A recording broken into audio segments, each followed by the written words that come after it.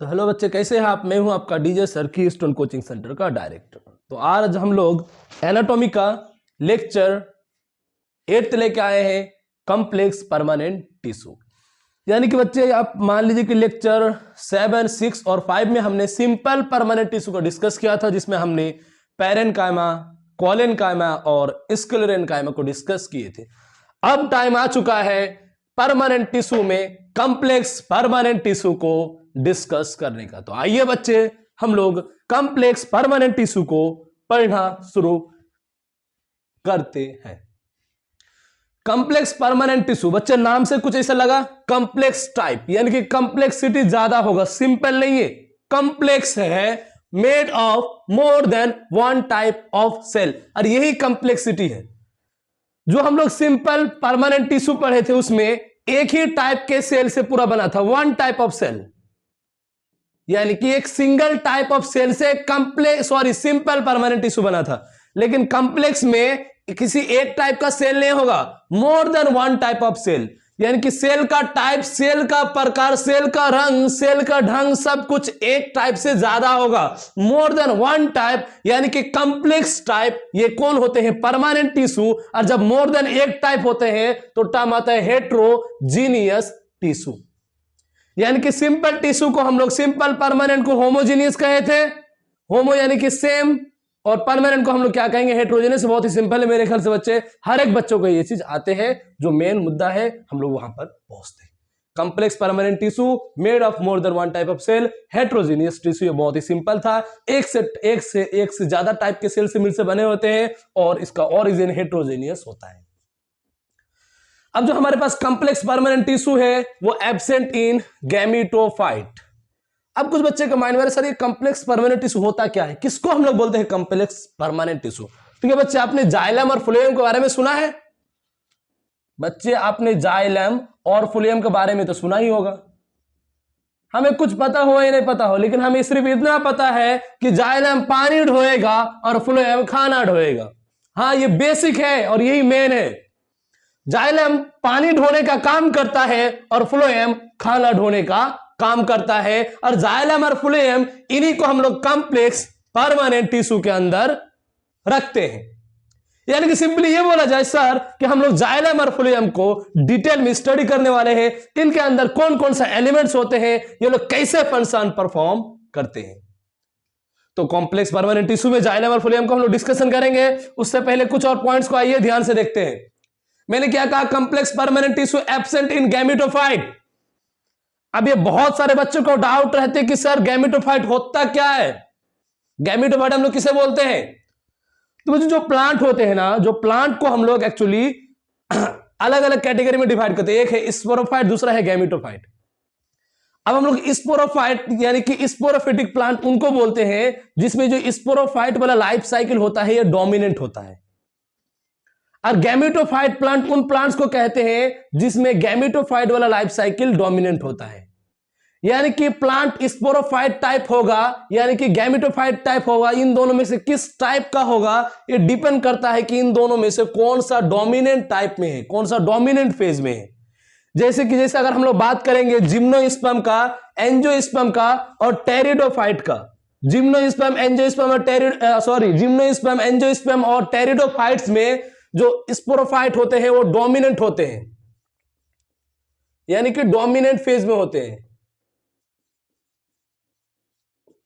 आपका एल्गी और ब्रायोफाइट में गैमेटोफाइट लाइफ साइकिल डोमिनेंट होता है। यानी कि ये जो लाइफ साइकिल है स्पोरोफाइट या फिर गैमेटोफाइट, ये दुनिया में लगभग मान लीजिए कि सब प्लांट में पाए जाते हैं। ये लाइफ साइकिल सबके अंदर है, लेकिन किसी में ये स्पोरोफाइट वाला लाइफ साइकिल डोमिनेंट है और किसी में ये गैमेटोफाइट वाला लाइफ साइकिल डोमिनेंट है। अगर स्पोरोफाइट वाला लाइफ साइकिल डोमिनेंट होगा उस प्लांट को हम लोग स्पोरोफिटिक प्लांट बोलेंगे, डिप्लॉयड प्लांट बोलेंगे। और अगर गैमेटोफाइट वाला लाइफ साइकिल डोमिनेंट होगा उस प्लांट को हम लोग गैमेटोफिटिक प्लांट बोलेंगे या फिर हैप्लॉयड प्लांट बोलेंगे। अब जो स्पोरोफाइट वाला प्लांट है, जो स्पोरोफिटिक प्लांट है, उसका प्लांट बॉडी कैसा होता है? डिप्लॉयड। डिप्लॉयड का मतलब क्या है? 2n, यानी कि 2 सेट है क्रोमोसोम का। 2n का मतलब क्या है? 2 सेट ऑफ क्रोमोसोम। जो भी स्पोरोफाइट टाइप प्लांट होता है, स्पोरोफाइट डोमिनेंट प्लांट होते हैं, उनका प्लांट बॉडी डिप्लॉयड होता है। और उसमें क्यों डिप्लॉयड, यानी कि 2 सेट ऑफ क्रोमोसोम है, डाई मींस 2 होता है, प्लॉयड मतलब प्लॉयडी लेवल 2n, यानी कि डिप्लॉयड प्लांट 2n, यानी कि 2 सेट ऑफ क्रोमोसोम पाए जाएंगे। तो डिप्लॉयड प्लांट बॉडी होगा, डिप्लॉयड प्लांट बॉडी हो तो उसमें क्या होगा, उसके अंदर मियोसिस, मियोसिस का मतलब क्या है, 1 से 4, यानी कि सिंपली आप ये बोले मियोसिस का मतलब और क्या होता है, रिडक्शन डिवीजन, यानी कि इसमें क्रोमोसोम नंबर हाफ हो जाएगा। पहले क्रोमोसोम नंबर कितना था, 2n, अब कितना हो जाएगा, n हो जाएगा। यानी कि डिप्लॉयड प्लांट बॉडी अगर है उसमें मियोसिस होगा, और मियोसिस से जो डिप्लॉयड प्लांट बॉडी स्पोरोफाइट से मियोसिस से क्या बनेंगे, हैप्लॉयड स्पोर। स्पोर हैप्लॉयड क्यों बना, क्योंकि इसके अंदर मियोसिस हुआ, और मियोसिस में क्रोमोसोम नंबर हाफ होते हैं। हाँ, मियोसिस में क्रोमोसोम नंबर हाफ होगा, 2n था, कितना हो गया, n हो गया। 21 टाइप के प्लांट में हो रहा है, स्पोरोफाइटिक प्लांट में। क्या यहां कोई सेक्सुअल रिप्रोडक्शन दिखा, नहीं। क्या यहां कोई गैमेट का फ्यूजन हुआ, नहीं। क्या यहां गैमेट का फॉर्मेशन हुआ, नहीं। यानी कि स्पोरोफाइट डोमिनेंट प्लांट में रिप्रोडक्शन एसेक्सुअल टाइप देखा जाते हैं। यानी कि जिम्नोस्पर्म, एंजियोस्पर्म, टेरिडोफाइट, इनमें भी गैमेटोफाइट वाला लाइफ साइकिल है, यानी कि ये सब इनके अंदर भी होता है, लेकिन ये वाला लाइफ साइकिल डोमिनेंट है। यानी कि आप एक डायग्राम से समझे, देखिए ध्यान दीजिए। हालांकि ये जो टॉपिक है स्पोरोफाइट, गैमेटोफाइट, ये प्लांट डायवर्सिटी में भी आएगा डिटेल में, आपका फ्लावरिंग प्लांट में भी आएगा, सेक्सुअल रिप्रोडक्शन में फ्लावरिंग प्लांट।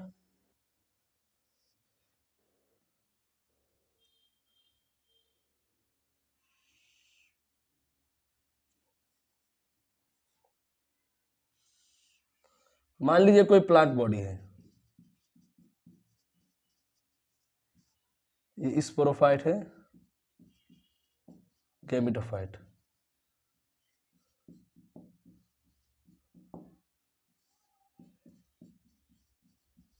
ये क्या है, गैमेट। ये मान लीजिए कोई प्लांट बॉडी है, जैसे एग्जांपल मान लीजिए कि ये एक एंजियोस्पर्म प्लांट बॉडी है। तो इसमें क्या देखा गया कि जो हमारे प्लांट है, जो प्लांट बॉडी है, वो अपना लाइफ का मान लीजिए कि 80% फॉर्म एज ए स्पोर की फॉर्म में रहते हैं। 80% अपना लाइफ स्पोर की फॉर्म में गुजार दिए हैं, यानी कि इसमें स्पोरोफाइट लाइफ साइकिल डोमिनेंट है। स्पोरोफाइट ने ज्यादा टाइम लिया है और सिर्फ 20% टाइम ये गैमेट के फॉर्म में रहा है। यानी कि इस प्लांट बॉडी से हमें क्या पता चला कि स्पोरोफाइट वाला लाइफ साइकिल डोमिनेंट है। अपना लाइफ साइकिल का मैक्सिमम टाइम वो स्पोरोफिटिक फॉर्म में जिया है, इसीलिए हम लोग एंजियोस्पर्म को स्पोरोफिटिक प्लांट के नाम से जानते हैं। यानी कि किसी को स्पोरोफिटिक बोले या फिर गैमेटोफिटिक बोले, ये कैसे बोलेंगे, ये देखना है कि अपना लाइफ साइकिल का कितना % टाइम किसमें यूज किया है। अगर ज्यादा टाइम अगर गैमेटोफाइट लाइफ साइकिल में यूज करता तो वो प्लांट बॉडी डोमिनेंट क्या हो जाता, गैमेटोफाइट हो जाता। यानी कि स्पोरोफाइट में प्लांट लाइफ साइकिल में आपका डिप्लॉयड जो, हाँ मतलब यानी कि स्पोरोफाइट टाइप प्लांट्स में जो स्पोरोफिटिक रीजन होते हैं ये मतलब मैक्सिमम होते हैं। यानी कि प्लांट मैक्सिमम टाइप स्पोरोफाइट के फॉर्म में रहते हैं, स्पोर फॉर्मेशन के फॉर्म में। तो सिंपली आपको स्पोरोफिटिक प्लांट और गैमेटोफिटिक प्लांट कैसे पहचानना है। प्लांट बॉडी में ये देखना है कि अपना लाइफ साइकिल में कितना % टाइम किसको दिया है। अगर वो स्पोर के फॉर्म में ज्यादा टाइम लाइफ बिताए, अपना मैक्सिमम लाइफ स्पेन अगर स्पोरोफाइट के फॉर्म में गुजारे तो उस लाइफ साइकिल हम लोग स्पोरोफिटिक बोलेंगे, और गैमेटोफाइट के फॉर्म में गुजारे तो लाइफ साइकिल हम लोग गैमेटोफिटिक लाइफ साइकिल बोलेंगे। तो आपको यहां पर हमने ये क्यों बताया, क्योंकि यहां पर एक टर्म आया था एब्सेंट इन गैमेटोफाइट, इसको क्लियरिफाई करने के लिए हमें इतना सारा कुछ बताना पड़ा।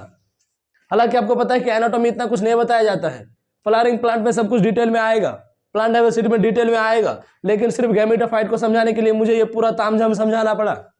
कोई बात नहीं, आप लोग के लिए हम लोग कुछ भी कर सकते हैं। आगे देखिए अगला क्या है, कॉम्प्लेक्स टिश्यू। ये जो हमारे पास कॉम्प्लेक्स परमानेंट टिश्यू है, कॉम्प्लेक्स परमानेंट टिश्यू को हम लोग वैस्कुलर टिश्यू भी कहते हैं, दूसरा कंडक्टिंग टिश्यू भी कहते हैं। इसको हम लोग क्या नाम दे सकते हैं, वैस्कुलर टिश्यू, और प्यार से कंडक्टिंग टिश्यू भी कहते हैं। कंडक्टिंग कहने का मतलब यह है नाम से कंडक्ट करना, कंडक्ट का मतलब है सप्लाई करना, खाना पानी का सप्लीमेंट करना, सप्लाई करना। ये किसका काम है, कॉम्प्लेक्स टिश्यू का, वही तो है कॉम्प्लेक्स परमानेंट टिश्यू। यानी कि कंडक्टिंग का काम कौन करेगा, कॉम्प्लेक्स टिश्यू ही तो करेगा, या कंडक्शन का काम करेगा कॉम्प्लेक्स टिश्यू। इसीलिए हम लोग प्यार से कंडक्टिंग टिश्यू या फिर वैस्कुलर टिश्यू भी कहते हैं। अब इस कॉम्प्लेक्स कंडक्टिंग टिश्यू में पहला हमारे पास क्या है, जाइलम। पहला क्या है जाइलम, क्या है बच्चे जाइलम। जाइलम क्या एक कॉम्प्लेक्स टिश्यू है, हाँ। क्या एक कंडक्टिंग टिश्यू है, हाँ। क्या एक वस्कुलर टिश्यू है, हाँ। क्या एक कॉम्प्लेक्स परमानेंट टिश्यू है, हाँ। सबका आंसर क्या है, हाँ। जाइलम के बारे में क्या लिखा गया, function to conduct water and mineral salt. Xylem का क्या काम है, पानी का कंडक्शन करना। कंडक्शन का मतलब भेजना, सप्लाई करना, और मिनरल सॉल्ट्स का भी कंडक्शन करना। कहां से कहां, from root to stem and leaves. यानी कि मान लीजिए कि रूट है, रूट्स से, रूट्स में क्या लगे होते हैं, ये सब मान लीजिए कि रूट्स है, रूट्स में क्या लगे होते हैं, रूट हेयर्स। ये सब क्या है, छोटे छोटे रूट्स हेयर्स। अरे मान लीजिए हमारा सॉइल है, क्या सॉइल के अंदर वाटर है, हाँ बिल्कुल है। तो रूट हेयर का काम क्या होता है, सॉइल से वाटर को एब्जॉर्ब करना। यानी कि रूट का काम क्या है, सॉइल से, मिट्टी से वाटर, मिनरल और वाटर को लेना और लेकर पूरा प्लांट में आगे सप्लाई करना जहां जहां रिक्वायरमेंट होगा। From root to stem and leaves, यानी कि क्या हम लोग जानते हैं कि फोटोसिंथेसिस में, खाना बनाने के टाइम में पानी का रिक्वायरमेंट होता है, सनलाइट का और CO2 का। तो वो पानी आया कहां से, मिट्टी से, उसे लाया किसने, रूट ने। यानी कि रूट का मेन फंक्शन क्या है, वाटर और मिनरल को ले जाकर स्टीम और लीव्स तक पहुंचाना। और ये पहुंचाने में जो पाइपलाइन हेल्प करते हैं, काम करते हैं, उसी पाइपलाइन का नाम हमने क्या रखा है, जाइलम। यानी कि जाइलम को और आसानी से डिफाइन क्या करें, सर ये वो पाइप है, वो पाइपलाइन है जिसके माध्यम से, जिसके थ्रू से रूट से स्टीम तक और लीव्स तक पानी और मिनरल पहुंचते हैं। क्या उसी का नाम जाइलम है, हाँ बिल्कुल उसी का नाम जाइलम है। और क्या काम है इसका, ऑल्सो गिव मैकेनिकल स्ट्रेंथ। ये जो पाइपलाइन है एज ए सपोर्ट भी है। यानी कि एक पाइपलाइन जो है स्टीम के अंदर एक मैकेनिकल सपोर्ट भी प्रोवाइड करते हैं, स्टीम को सपोर्ट भी देते हैं, ये पाइपलाइन सपोर्ट देने का भी काम करते हैं। लेकिन मेन काम तो क्या है, कंडक्शन, किसका, पानी और मिनरल का। अब यहां पर एक पॉइंट क्या दिया गया है कि एफिशिएंट कंडक्शन के लिए protoplasm must be dead. Conduction को बेस्ट बनाने के लिए प्रोटोप्लाज्म का डेड होना जरूरी है। अब ये मान लीजिए कि हमारे पास एक पाइप है, पानी का पाइप है जिसके अंदर से पानी जाते हैं, ओके। और मान लीजिए पाइप के अंदर बहुत सारा कचरा जमा है, पाइप के अंदर पूरा कचरा फंसा है, जमा है, बहुत कुछ है। मान लीजिए कि बहुत सारा लिविंग ऑर्गेनिज्म है, बहुत सारा ऑर्गेनिज्म उस पाइप के अंदर रहते हैं, मान लीजिए। अगर हम लोग पानी स्टार्ट करेंगे तो पानी को पास आउट होने में प्रॉब्लम होगा, क्योंकि अंदर बहुत सारा कचरा है पाइप के अंदर। तो हमने क्या किया, सारा कचरा को वहां से हटा दिया, तो पानी आसानी से जा पाएगा। तो प्रोटोप्लाज्म अगर लिविंग रहता तो कंडक्शन आसानी से नहीं हो पाया, आसानी से नहीं हो पाता। क्योंकि कंडक्शन होने के लिए अगर पूरा रास्ता क्लियर होना चाहिए, यानी कि पानी का कंडक्शन होने के लिए पूरा पाइपलाइन क्लियर होना चाहिए। यानी कि पूरा प्रोटोप्लाज्म डेड कर दो, क्योंकि इसका कोई काम ही नहीं, खाना बनाना कुछ नहीं करना, सिर्फ पानी भेजना है और मिनरल भेजना है। यानी कि सिर्फ सप्लीमेंट का काम है। यानी कि एफिशिएंट कंडक्शन को और बेहतर और मजबूत और अच्छा बनाने के लिए प्रोटोप्लाज्म डेड होना, सॉरी प्रोटोप्लाज्म का डेड होना जरूरी है। और प्रोटोप्लाज्म डेड होते भी है। यानी कि कंडक्शन जितना अच्छा करना है, कंडक्शन को जितना एफिशिएंट बनाना है, प्रोटोप्लाज्म में हमें सेल ऑर्गेनल्स को उतना ही डेड करना पड़ेगा, क्योंकि उनका जरूरत ही नहीं है। अब सिर्फ कंडक्शन होगा, सिर्फ पानी और मिनरल को भेजना है और कुछ नहीं करना है। जो हमारे पास जाइलम है उसे हम लोग दो कैटेगरी में डिवाइड करते हैं, एक है प्राइमरी जाइलम, दूसरा है सेकेंडरी जाइलम। नाम से ही लग रहा है प्राइमरी यानी कि पहले आने वाले, सेकेंडरी यानी कि बाद में आने वाले। प्राइमरी जाइलम लाइफ साइकिल में अर्ली यानी कि पहले आते हैं, और सेकेंडरी जाइलम लेट आते हैं। कॉमन सेंस, जो हमारे पास प्राइमरी जाइलम है ये प्रोकैम्बियम से बनते हैं, और जो हमारे पास सेकेंडरी जाइलम है वो सेकेंडरी ग्रोथ के बाद बनते हैं। यानी कि सेकेंडरी ग्रोथ के दौरान ही सेकेंडरी जाइलम का फॉर्मेशन होता है, और मान लीजिए कि प्राइमरी ग्रोथ के दौरान ही प्राइमरी जाइलम का फॉर्मेशन होता है। तो हमें यह बात पता है कि किसी भी प्लांट लाइफ साइकिल में पहले प्राइमरी ग्रोथ होता है, पहले प्राइमरी ग्रोथ होगा, प्राइमरी ग्रोथ होने के बाद सेकेंडरी ग्रोथ होगा। और पहले अगर प्राइमरी ग्रोथ होगा तो प्राइमरी जाइलम भी पहले बनेगा, और अगर सेकेंडरी ग्रोथ अगर बाद में होगा तो सेकेंडरी जाइलम भी बाद में बनेगा। हमें यह बात पता है प्रोमिस क्या होता है, पहले प्रोकैम्बियम यानी कि वो कैम्बियम जो पहले आते हैं प्लांट्स बॉडी में। तो प्रोकैम्बियम पहले आया, प्रोकैम्बियम पहले आया तो प्रोकैम्बियम प्राइमरी जाइलम को लाया। यानी कि प्राइमरी जाइलम पहले क्यों आया, क्योंकि पहले प्रोकैम्बियम आया। उसके बाद ये क्या है, जो हमारे पास सेकेंडरी जाइलम है ये कहां से आते हैं, वेस्कुलर कैम्बियम से। और वेस्कुलर कैम्बियम पहले नहीं आते हैं, पहले प्रोकैम्बियम आते हैं, प्रोकैम्बियम से धीरे धीरे धीरे धीरे यानी कि वेस्कुलर कैम्बियम लेटर आएंगे, बाद में आएंगे।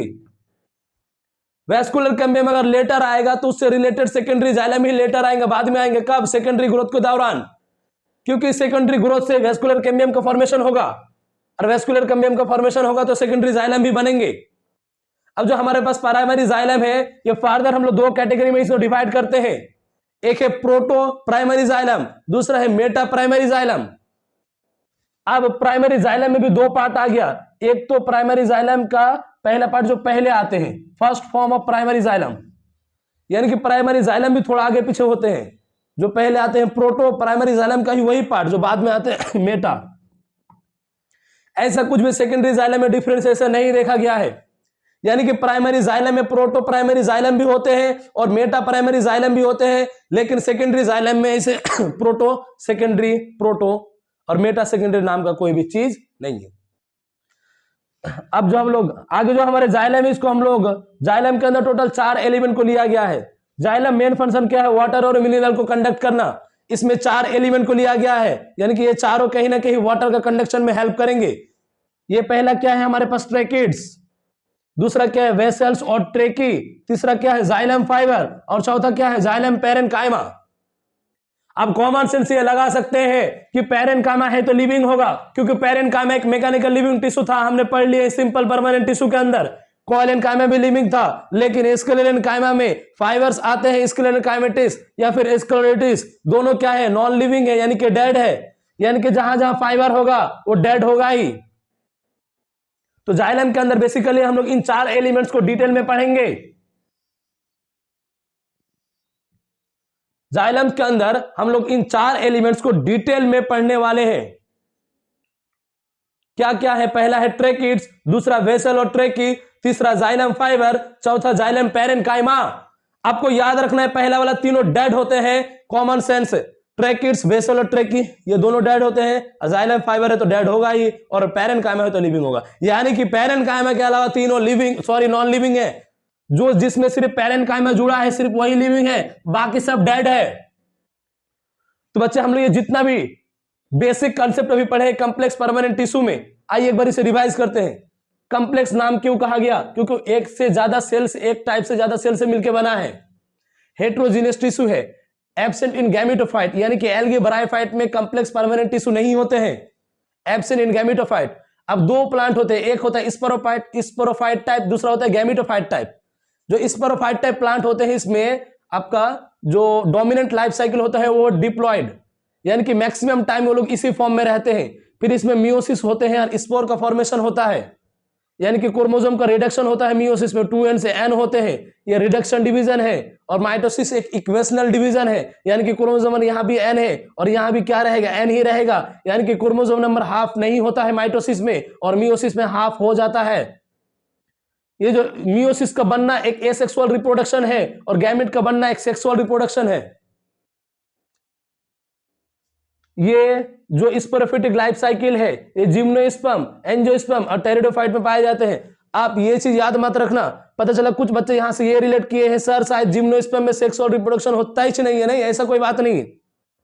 जिम्नोस्पर्म, एंजियोस्पर्म, टेरिडोफाइट तीनों में सेक्सुअल रिप्रोडक्शन होता है, लेकिन यहां से वो बताया नहीं गया है। यहां ये बताया गया है कि इन तीनों प्लांट में जो ये वाला लाइफ साइकिल है स्पोरोफाइट वाला, वो ज्यादा टाइम रहते हैं, यानी कि डोमिनेंट कैटेगरी में स्पोरोफाइट वाला लाइफ साइकिल है। यानी कि इन तीनों प्लांट में ये जो गैमेट फॉर्मेशन वाला कहानी है कम टाइम के लिए आते हैं, और ये जो स्पोर फॉर्मेशन वाला कहानी है ज्यादा टाइम के लिए आते हैं, इसीलिए इन्हें स्पोरोफिटिक प्लांट के नाम से जाना जाता है। लेकिन इससे ये मत निकालना कि सर इनमें सेक्सुअल रिप्रोडक्शन होता नहीं है, होता है।